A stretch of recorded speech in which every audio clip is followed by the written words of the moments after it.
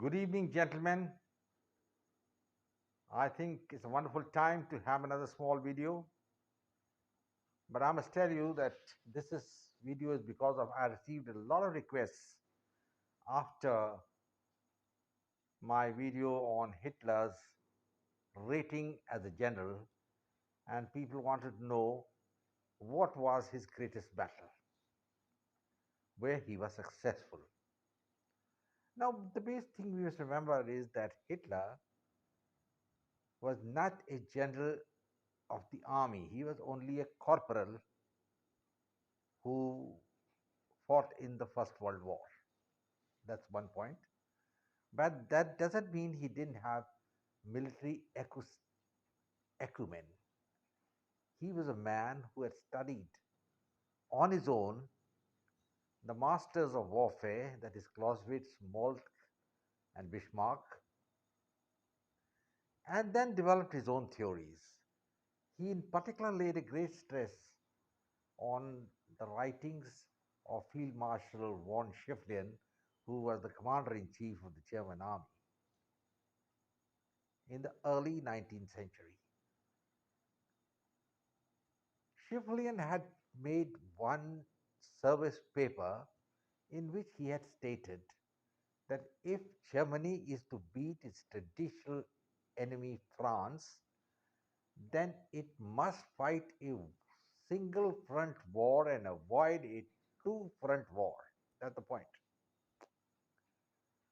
In those days, in the early 20th century, the men who were in power in Europe represented basically three superpowers at that time: Russia, Germany, and France. And if France was to be defeated, the Germans had to have a single battle with them and avoid a two front war with both Russia and France.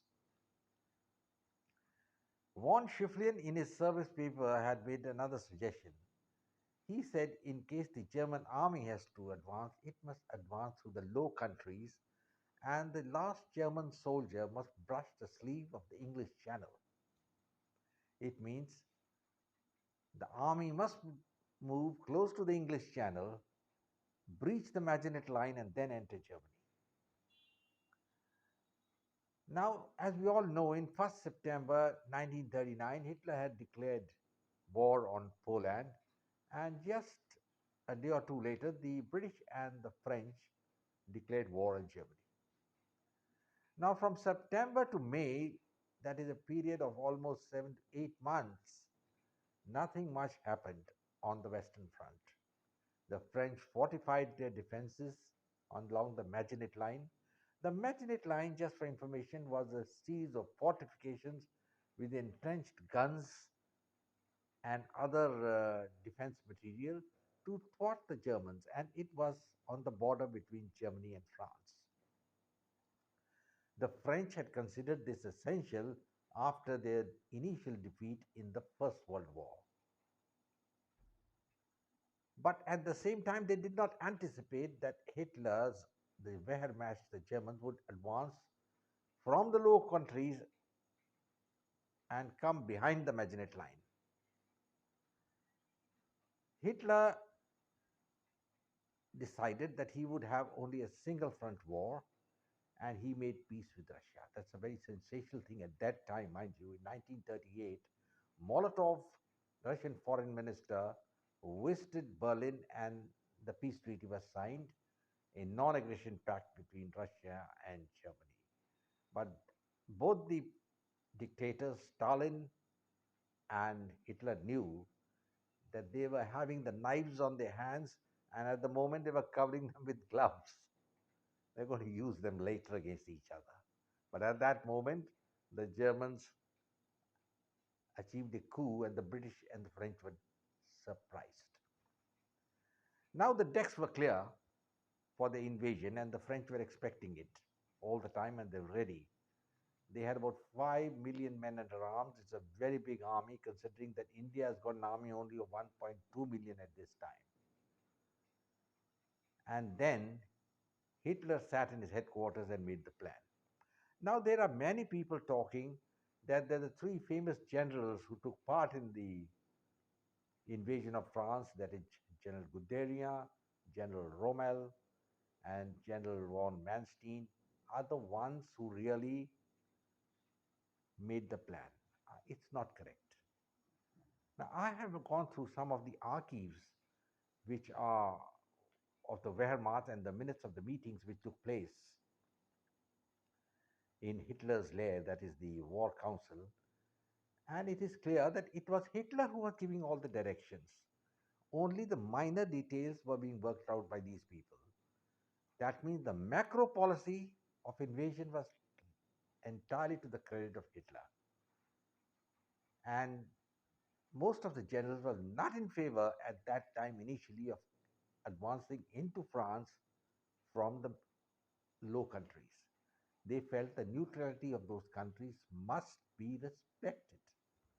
But that is not what Hitler believed in.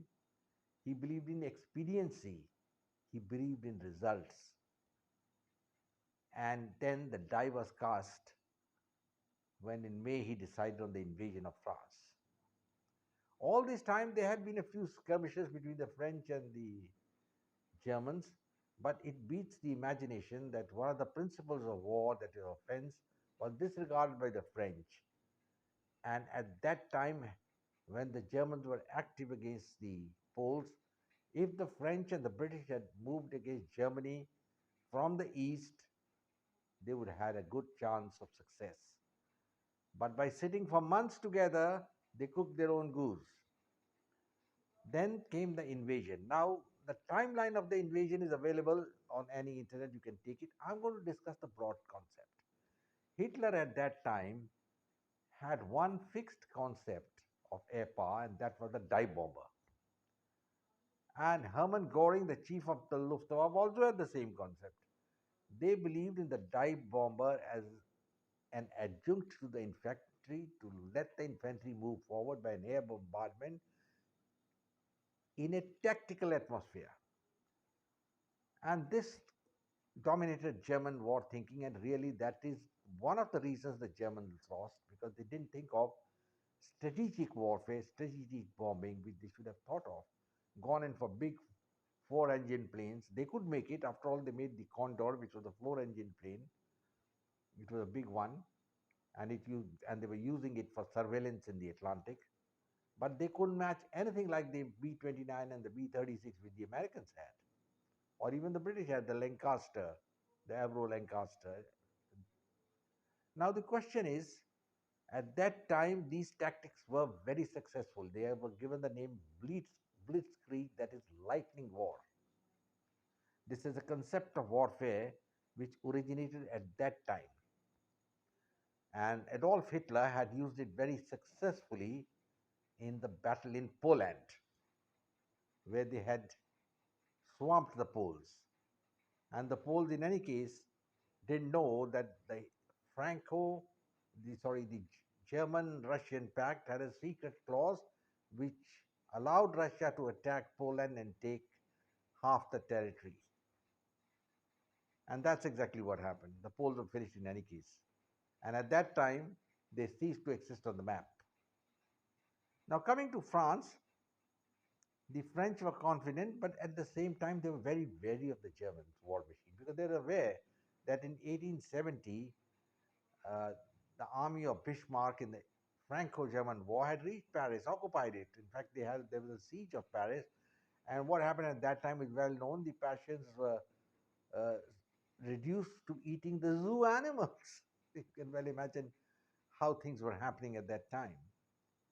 So the French were wary of it, of the German army, and also they had tasted defeat against the Germans in the First World War. And it was only later on at Verdun, when Marshal Pétain had taken over, that the trench warfare had started and the front line had stabilized. So they were a little apprehensive. Now, Hitler ordered the invasion, and before he ordered the invasion, at 4 o'clock in the morning, he reached his headquarters on the Franco German border and took, it's a very Spartan place, and he took command of the forces from there. Now, this is something which is not publicized. Now, there are three groups of Germans who advanced, and the Germans had two groups coming in from the Low Countries and one from the Ardennes. And the three commanders at that time who were given the command were General Guderian, Manstein, Field Marshal Manstein, and later Field Marshal Rommel. Actually, the warfare in France was tailor made for tanks and quick marches because of flat countryside. And when the Germans struck through the Low Countries, that is Holland and Belgium, the French were nonplussed. I think the defeatist sentiment started straight away at that time, and the French Prime Minister Daladier straight away telephoned Churchill and told him, "We have lost, we have lost." Now, that was a very stupid thing to say, but he was so demoralized, he later on had to resign. And Churchill at that time offered France a political union. He wanted France to continue the fighting. But the offensive was so overwhelming that the French, after repeated battles, were defeated, including the British could not hold on, and the entire Sherman army moved in from the north and flanked the Maginot Line, while they mounted other invasion from the Ardennes, and they moved in, and both the army groups joined together. So swift was the German advance that the French had no time to defend Paris, and they declared it an open city. They didn't want it to be destroyed. They knew it's a historical city, a lot of monuments, palaces, churches. So they declared it an open city, gave in to the Germans, and the Germans came in. And on the 24th of June, the battle which had commenced on, I think, the 17th of May was over when the armistice was signed. It was signed in the same carriage in which earlier the Germans had surrendered in 1919. And I think 2 days later, Adolf Hitler visited Paris, and there are some very good photographs of him with the Elfin Tower in the background. The battle went on, and the French were defeated. That is the fact of history. And this must be ranked as one of the quickest and the greatest battles of the Second World War. And the credit for this will definitely go to Adolf Hitler. What was the role of the three generals, including the commander in chief von Kluge? Their role was also important in the sense they implemented everything, and the nuts and bolts of the plan were worked out by them on the maps. But the macro policy, the lightning thrust, the invasion through the Low Countries, and all other theoretical uh, conditions were worked out by Hitler. Now we can see what exactly has happened all along, and time have elapsed past. We people are apt to criticize Hitler and say, well, he's not a great man, he was only a corporal, but that is a fallacious way of looking at things. France was defeated inside 40 days. And then he had a wonderful invasion also of Russia, opened Barbarossa, in which the Russians really had a tough time. That also goes to the credit of Hitler because it will remain in history as the greatest invasion which has ever taken place. I'll discuss that in a subsequent post. But in this, Hitler showed a spark of genius that is in the Battle of France, and that can must be acknowledged. I close now, gentlemen. I hope you have liked this video, and I will say Jai Hind. Do subscribe to my video and share it with your friends.